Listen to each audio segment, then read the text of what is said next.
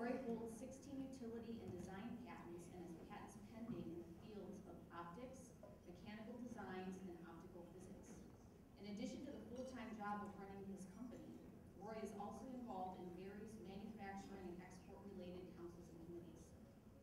A few of his current roles include Vice Chair of the National District Export Council, Board Member of the National Association of Manufacturers, and Chair of the Outreach Committee of the President's Export Council, Subcommittee Export Administration. In the middle, we have Jerry Tyler. He runs Heart of Nature, a company that supplies a rare natural mineral that addresses many specific and generalized farm, dairy, and environmental problems. Together with his father, Skip Tyler, Jerry built Heart of Nature into a multi-million-dollar operation that is not only growing rapidly throughout the United States, but is actively exporting minerals to several countries. Jerry recently received the U.S. Department of Commerce's Triple E Award for his efforts in export, as well as 2 Congressional Recognition of Merit Awards. And definitely last but not least is Richard Brent. He's the CEO of LaRue Electronics, which designs, develops, manufactures, and commercializes microphones and base stations primarily for the security industry, educational institutional facilities, and commercial settings, with product deployment in 34 countries. Richard has extensive government affairs, leadership, and management experience in the clean energy technology sector, specializing in legislative and regulatory clean energy issues. Please join me in welcoming these 3 panelists.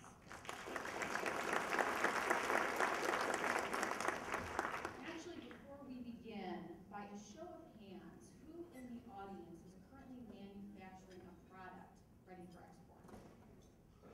Excellent. So this is going to be such a fantastic panel for all of you. And as Carlos mentioned, I really encourage you to ask questions to this panel. Of course, we have a host of things we'll be discussing, but we'll also have some time for questions. So I want to start out by asking Roy to just tell us a little bit about his company and how he got involved in exporting. Thank you, Gina. Paulson Manufacturing, it was founded in 1947 right here in California. And we've been manufacturing here in this state right since the beginning. In fact, and some of you have heard me say this before, I was probably manufactured inside that factory. And so we did do domestic sales for a long, long time here. And we were starting to fight against the imports. And I was playing defense because I was fighting against price, I was fighting against these products, having to do competitive bids. And I said, I've had enough. I'm not going to continue this defense. I'm going to go on the offense. And so I said, I'm going to go out there and I'm going to sell in their backyard and find out exactly how to do this export in the United States efficiently, effectively, and with a long-term plan. So as we're discussing this, my business this year will do just around 18 million in sales, 25% of that being export business, and I also own another business that I started as a distribution for Europe, and it's based in Germany, Paulson International. What we found is that everybody is hungry for this U.S. brand. They love the brand. It's a worldwide known entity as far as for brand name. People may not know Paulson, but they sure know Made in USA. And so they're hungry for this no matter what country I'm in. They trust our products because we have a proven record in the largest economy in the world. It's a very good entree into the market, but that's not enough. We have to go in there and we have to be a representative of this country like a commercial diplomat, where we are held above and we do not get involved with bad deals. We're very responsible. We remain a reliable business partner. And we have to develop our relationships with these customers because it's the relationship that will be the key for selling. I tell people I'm doing very well in South America, in our businesses there, mostly in Brazil, Colombia, Peru, Argentina. Those are the main countries that we're selling in that area. And they also redistribute our products from those countries to the other countries. So if you're, just because I'm selling to Colombia, which happens to be gone up 4 times in volume for sales since the free trade agreement has gone into place, Colombia sells a lot of their products there to Venezuela. After all, those 2 countries were once together, called Grand Colombia. So there's a lot of relationships just because of relatives live in the other countries. So it's going to these places, developing the relationships, staying long enough that you're not just the gringo that goes in and leaves out in a big rush and a flurry. No, you go in and you stay, and you get to learn the family, you get to learn their history, and you get it develop a relationship so that they know that they are important to you. I will say that I have many orders pending right at this moment to ship down to South America because of the lead time associated with building them. And California is so perfectly placed for shipping down to South America. It's actually perfectly placed also for shipping to Asia, even though that's not part of this conference. But we are sure California is in a perfect position. I mean, just think if I was a manufacturer and I was from Kansas. You know, it's a big disadvantage. But here we're on the coast, we're close to the ports, we have the influence, and we have the ability to reach out and communicate with these different companies. So, you know, as to sum it up, and also to bring in one more very important point, talking about employment and talking about the dollars that come back. As these dollars come toward whatever the currency is, but as this money comes back into the United States, that money is then recirculated back here. And that's money that Obama didn't have to print. You know, this is coming from other countries.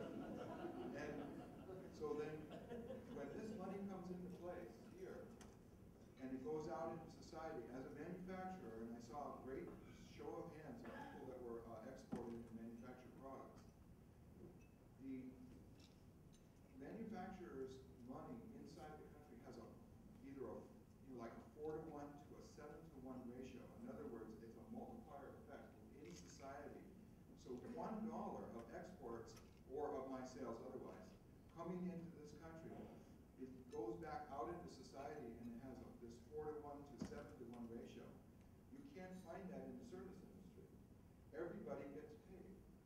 I pay my raw material suppliers. I pay my freight forwarder, who I also have a great relationship with. I pay my employees. The only one that doesn't take it as money is the bank. They take it straight as blood right out of this vein right here. Thank you, Roy. So, Jerry, tell us about Heart of Nature and how you got into exporting. Thank you, Gina. Just a little bit over 5 years ago, I attended a Kern County Economic Development, Kern EDC event, trying to network to grow our company. We're a young company, just only a few years old, and we've been marketing our mineral products for agriculture in the Kern County, the agricultural area, from a mine that we're operating in central Nevada. I was attending this meeting, and I had let someone know at the Kern EDC that I was getting inquiries from other areas of the world off of our website. Our website was getting some response. I had no clue what to do and how to export, and so I asked them, what should I do? And they referred me to a U.S. Department of Commerce officer by the name of Glenn Roberts. And they said, you've really got to go meet with this guy, U.S. Department of Commerce. And I'm like, isn't he like the federal government? And he said, well, yeah. I go, he's just going to tell me what I can't do, and he's going to overregulate me and probably have me audited for my taxes. So we're a very conservative town of Bakersfield, so that's my natural reaction. So I met with Glenn and found him to be a really nice guy, and I escaped there with my shirt on and no audit. So he really gave me some good advice, but the first advice he gave me was, you've got to go down 2 weeks from now to this America's Business Forum, the first annual, 5 years ago. And so I went home, told my wife, and she drug me down to Macy's to buy me a nice suit so that I can, I wear jeans and boots every day. Okay? And so I went to this business forum having no clue. I learned quite quite a bit, met with some of the officers from other embassies, and they made me very, very comfortable. Since then, I have been in several countries that I've flown to. I've found these U.S. officers, and some of you are here today, that will actually meet me in these countries, meet me at my business meetings at either hotels or government offices or customers' offices. And I got to tell you, I'm all turned around on the government thing, seriously. The federal government, U.S. Department of Commerce, for me, they are my best salespeople. They send me leads. They help pre-qualify. I was out seeking out my own customers. They finally talked me into writing the $800 check for their Gold Key program in Mexico. And my Latin American rep who's here, Sergio, today, flew down there with me to Guadalajara. They had 8 appointments with potential distributors. And it was Patricia down there in Moderator and Patricia Reynosa. And they were not only wonderful people, but they were the most qualified distributors. They were fighting over us to represent our minerals. I mean, it was crazy good. So for all you manufacturers out here, these aren't scary government people. Seriously, they're not scary. Talk to them. They will help you. It was the best $800 we've ever spent. And we're getting ready to do a huge volume. We've already got orders in Mexico. We're already in Guatemala. We've just signed up a new, very well-educated group in Colombia. We're really rolling out Central and South America. We also have Canada lighting up right now. We just got organic approval in Canada. We're shipping heavy into Australia. But I find that it's the California state government. I don't have a problem with it. They're making it happen. But don't be afraid of the U.S. Department of Commerce. They've just been fantastic, and they're my best salespeople. Great, thank you, Jerry. Let's hear it for the U.S. Department of Commerce. Gina, I just had mentioned something. You had said that you had just got approval up in Canada for your products, and that's one of the things that I've seen relative to the Latin American market is they generally will accept the approvals that we have in the United States. So in other words, the standards that your products meet here will be appropriate for Latin America. Whereas if we were talking about Europe, that's exactly the opposite circumstance. And you'll have to jump over a huge bunch of regulatory work to export to Europe. But there's nothing better than going into Latin America, showing your either a UL certificate or in our industry, it's American National Standards or ASTM test, totally approved. Great, thank you for that information. We found the same thing. We have USDA organic approval and another federal agency. Wow. Seriously, it's helped us in Latin America. Guatemala, I think we marched right down same day to their offices and they signed us off organic. Now, it took us a year and a half in Australia. And they're really tough. But yeah, if you have government approvals, it sure does speed things up, in the United States. So we certainly have, in the United States, we have an advantage with our products. Between that and our American flag on our label, it just goes a long way. Great, thank you, Jerry. Richard, I know you had a similar experience too with help from U.S. Commercial Service. Tell us about your company and the decision to export. First of all, good afternoon. Thank you all for being so quiet when we sit here and chat. Usually after lunch it's the clinking of glasses. I'll tell you a story. In July of 2009, I got a phone call telling me that the owner of the company had passed and I was the new trustee of the estate. I was a lobbyist in Washington, D.C., so figure in a little bit. What do? I looked at the documentation, thought about, do I want to stay in Washington, D.C. and be a lobbyist, or would I like to move to Southern California and come back to my roots? So I came back. I didn't know what the company did and the state of the financial play that the company was in. I took over a small manufacturing company that was underwater. As a trustee, you think about the beneficiaries as opposed to the employees or the shareholders. And one of the first 8 things was liquidate the business and go out. What was a 34-year-old company that had shipped frankly in 34 different countries? While we were underwater because of the recession here in the United States, we were not underwater in terms of what we were doing with export. But we didn't know what we were doing. We learned. I had a little bit of experience working with the Department of Commerce while I was in Washington, D.C. clean tech guy, and leave that aside. But in December of 2011, we got a phone call about there's a trade mission on security and safety technologies into the country of Mexico. I had enough experience to say we're signing up. It really didn't matter what the price was because there would be a return on investment. So we signed up and we went down there. It is the speed dating service that does not stop. It's the best one there is. Take a moment and think about this. You want to meet the people that either sign the purchase agreement or influence the purchase agreement or say, you know, this is a smart idea and can intellectualize what it is you're taking to them, what it is you're bringing them, be it minerals, organically can improve something, or safety equipment, fire equipment, or in my case, audio monitoring. We went down there and we talked to people. We had meetings in Monterey, we had meetings in Mexico City. There were no business cards left from the people who we were meeting on purpose. A month later, I get a phone call from a large commercial customer who says, I think we need to start using your product. So we smiled because our government, the U.S. government, opened up the doors to the Mexicano government, and they began to exchange an intellectual dialogue over, is this technology important? Here's the punchline, folks. We went from $80,000 to $1.2 million in 1 year. We did that with 2 customers, with 4 locations. There are 16 more locations to go. I'll leave the rest of the details alone because, frankly, you don't want to know, and I don't want to know, as the manufacturer of audio, how they're using it. Safety and security is a key component of Peñanito's reforms. They're doing things down in the cities that make a big difference. They want American product. They want American services. If I had not gone through the trade mission, if I didn't understand the commercial service, I would still be sitting in Van Nuys, California, trying to figure out how to turn this company around.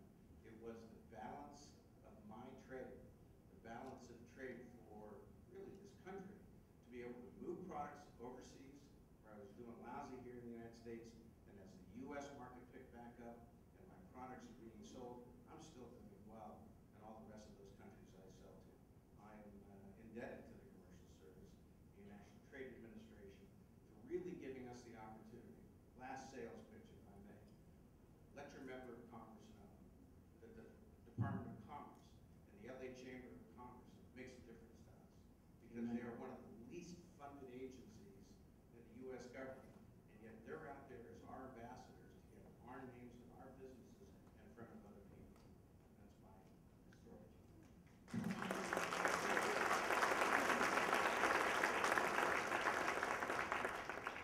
Now, we've all heard the saying, high risk, high reward. So, Roy, can you talk to us a little bit about the risks involved in exporting, but on the flip side, the great rewards that come with that? I certainly can. We have to be a little bit careful in my business as far as for risk because a lot of the items that I'm exporting are dual-use products. It's not my number one export. My number one export is electrical safety equipment for electricians, but these dual-use products, they have some risk involved because you have to have an export license, first of all, from the Department of Commerce. My particular item is a safety and security product, and so it has a number associated with it that I have to apply for a license, which takes 3 weeks.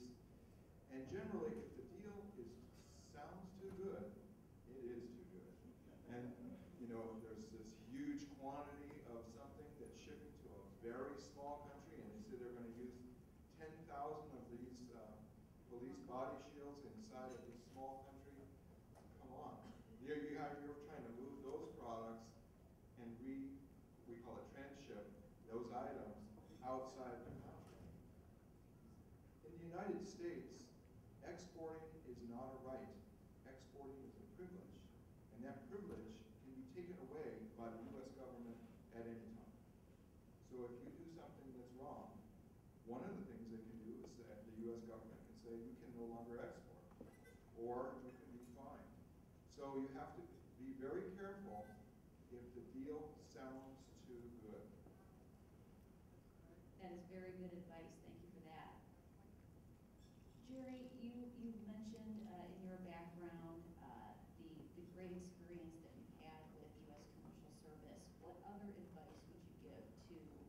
someone new to exporting? I think the first thing is that you can't really push your product into any given country. You've got to have someone in that country that's going to help pull it into. So I've determined that based upon my market research, and then I've had the U.S. Department of Commerce help me identify people. I don't like to sell to the end user in any country, even this country. I like to sell to a distributor. That way they can have all the boots in the ground making the sales. So once I identify, maybe from my website, somebody that could be a pretty good sized customer, then what I do, what I used to do, I try to do it myself. Now I do it with, say, with a bulk key program. I'll go into that country and try to find a distributor who would like to sell to that customer who's after me on the website, okay? So then the U.S. Department of Commerce will help me get in there, identify who can sell not just to that customer, but sell more. So that's my recommendation to you. Make sure you're in a country that you're going to get some pull through, so you're not having to be the only one pushing. The second thing is freight forwarders. My goodness. You know, it's very daunting and very scary as to what paperwork you're going to have to endure. What are you going to have to do to really, you know, qualify and legally comply with everything you're exporting? It's so daunting. And I've spoken with several freight forwarders and freight companies, and I was just a little guy with most of them. You know, I was no big deal. I only looking at a couple containers here or there when I got started 5 years ago. I found a freight forwarder that treated me like a big fish and treated me like they cared about my business. And I've run with them, and they've done so well that I feel like they're a part of my company. And they handle all my paperwork for me, and they just email it to me. I print it, sign it, and fax it back to them. They will make your job so easy. So I highly recommend you find a good freight forwarder. The next thing you're going to need, and I'm learning this really the hard way right now, is you need a good banker. Our company's transitioning from doing between 1 and 5 containers at a time, which I could just have my customer wire me half the money, and they wire me the other half once they have their ocean freight bill of lading and prove I've loaded the ship, okay? And that works okay on small orders, but when you start getting orders for 30 to 50 containers at a time, like we're doing now, now you've got a problem. Nobody's going to send you a deposit that big. It's not reasonable. You need to have either a letter of credit or you've got to have some type of financing in place. And I've just learned over the years that the best way to sell something is make it easy to buy. So you'll notice I'm sitting at the City National Bank table today. I really need these bankers to help me, to help my customers, help make it easier for them to buy. So I'm working on shifting my company to another gear with higher orders, using either letters of credit or better yet financing, to where I can sell to a distributor in Australia. He can send me an email today. I can start preparing that within a few days, have it loaded on a container, get it down to the Los Angeles port or Long Beach port, get it to him, he receives it in, gets it to his customer, bills his customer, and he can wait until he collects his money for that sale before he has to pay me. And I've got somebody like one of these, there's several banks here that know how to do this, talk to these bankers. And if you can do that for your customer is now going to say, wow, if that's the case, I'm going to order 20 containers at a time instead of 2 containers at a time. And that really is what I'm finding. So those are my 3 keys. That's what I would recommend. Great, thank you, Jerry. That's great advice. Richard, we all know that sometimes the best laid plans don't always turn out the way that we had hoped. And so in thinking about your export strategy, has it provided your company with the expected rates of return, expected goals? Why or why not? And tell us what you may have needed to adjust along the way. First, we need an export strategy. We got to figure out where we go. Next time the phone rings and it's Ukraine, we fly over there, or we fly over to Latin America, to Ecuador. So we need a strategy first. We actually went through another program through the Department of Commerce called the Manufacturing Extension Partnership. CMTC is here, the local organization, and we started to think about what's our export strategy. The other thing that really stuck us was, do we have new and innovative products that the countries want for our future, not just what we have today. Again, we dipped into the toolbox and used CMTC to help us with our innovative new products. The rate of return has been phenomenal.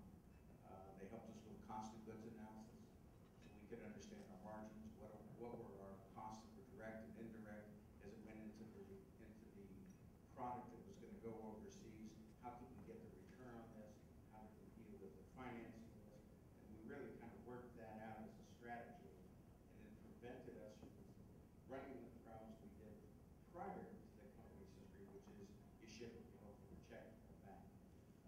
We don't have that problem today. We're very excited about the return on our investments and the rate of return. Very Great. excited. Now, did you find that you needed to adjust the products that you had here in the U.S. to the local markets? Actually, no. Back to Roy's point, that made in USA rings loud and clear. They were looking for something that we deployed here in the United States with success and durable performance. So they said, what do you guys use? We pointed out what it was, and they said, we'd like to do the same thing. But the industry changes, technology changes, and so they asked us, what do you have in the future? Probably more of a question from from the countries we import to than even here in the United States. There's an expectation here in the U.S. We know what we're supposed to be doing. Over there, the countries that we do a lot of business with, they tell us, here's what I'm looking for. And if you can make this, gee, we'd be very interested. And someone had, my session earlier, price is not always the big issue. It's value performance.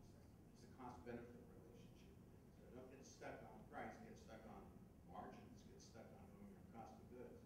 But it really was about pulling tools out of the toolbox to help the blue road get where they need to go. Excellent, thank you. And Roy, back to suggestions or advice for fellow exporters. Anything that you would like to add to that? Certainly, as far as if you're going to be exporting to these different countries, I had already mentioned that you need to have a relationship there. You need to visit the customer to make sure that they really exist. I mean, I have seen some of the most beautiful websites, and when I got to the location, there was really nothing there. And until we've done that check, we want to make sure they've got a forklift, and they've got a warehouse, and they've got an office structure, and there's not this, what do we call, a one-man show. Because these one-man shows, as soon as we find out it's a one-man show, we move on towards the next, to look at the next customer. And we really need to listen to these customers, to our customers. You were mentioning about innovation. I find that a lot of our innovation, even in our company for domestic products, is coming from all of these ideas that we're getting from all around the world. Because they have all these different applications. There's all of these, it's just that many more minds that are working on this project. And so they give us innovative ideas. And some of my best-selling domestic products that are currently being sold now are from the innovative ideas that came from our foreign applications. So, yes, it says made in USA, but keep your ears open. Listen to what they have to say. And as you become friendly with them, and as you develop a relationship over time, and we were talking about the money situation, both of you, we personally strive to get these all onto being open accounts. We are much more interested in open accounts than we are in the half money down and half later, or any of these other types of arrangements. But if it's a really large amount, of course, you have to work on a letter of credit or something like this. But it shows and it builds the trust, because when you have a money relationship, I wasn't talking about my ex-wife, but when you have a money relationship, it's a circumstance that will continue things on, and you'll find out you'll garner much more business. Great, thank you. Now, Jerry, and really any of the panelists, you talked a little bit about, you put up a website, and all of a sudden you're receiving all these different kinds of inquiries, and from, markets you maybe didn't expect. What advice would you give, and Jerry, I'll start with you, for exporters for determining which markets would be the best for their products? I think a good start, if you have the options, hey, you're speaking to, you've got to prioritize. It's like triage with your time, right? If you have a good shipping lane that you can get your product, to its destination for a good price, then you're going to have some good success there, because the economics are better, all right? And I'll give you an example. I've been working with some people from the Mormon Church out of Salt Lake City wanting to grow the poultry industry in Ghana. And we use our minerals to reduce ammonia in poultry houses and in cow manure and chicken manures and that type of thing. But to ship our product to Ghana, there's nothing coming out of Ghana coming this direction. So it's really almost cost prohibitive. So we're having to get real inventive on how we're going to help them do that. Whereas, Latin America is pretty much right next door. You get really good pricing. I mean, you've got banana boats coming up that are having to get back. They've got room on them. You can work some deals with shipping. So Central and South America is a good start. That would be my best guess. And one thing I just wanted to mention real quick, just we've left this out just so you kind of know who we are and what we're doing. And what happened was I met Mr. Sergio Aparicio here when I was given a Triple E Award at the Chamber of Commerce in Bakersfield at an international event. I met Sergio from Guatemala and found out he was married to a woman I went to high school with, so we had a lot in common. And he has since then helped us actually get into Guatemala because he's familiar with that market. Well, what I had no idea is that they're in trouble in Guatemala for a roya fungus that's killing their coffee. And I'm like a Starbucks guy, and I would always order the Guatemala coffee of the day, but I haven't seen it around quite so much lately. Guatemala's having a huge problem with this roya fungus. And so Sergio was like, look, if that's a big problem, you think your minerals could help? My father's an agronomist. He says, are you kidding? Our minerals should dry up and kill off that fungus. And in Guatemala, you have a few major players in coffee, and you have a lot of small independents. Well, the major players can afford to buy these big chemical, antifungal agents, but the small to mid-sized people can't. So we've actually got the bankers in Guatemala in trouble because they've got their crop insurance. And we have done testing in Guatemala. We found, you can see through these pictures, we're actually repairing coffee plants that are nearly dead and turning them around, and not only killing off the roya fungus, but we're feeding the plant. New leaves are coming up, and the coffee is coming back more standardized size, and it's really working well. So our company's kind of exploding just for the coffee markets right now. That would have never happened if I didn't get connected to the U.S. Department of Commerce and go to this meeting and then get the award and then meet a guy like Sergio. So I encourage you manufacturers to keep doing this. You're doing two things here today. You're getting education to help you get your arms around exporting. The other thing you're doing is you're networking. And just keep doing that. And if you just stay strong on that and steady, it's going to happen. If you have a good product, it's going to happen. Great, thank you. Well, I want to take the time again to thank our panelists for this session. Please let's give them a round of applause.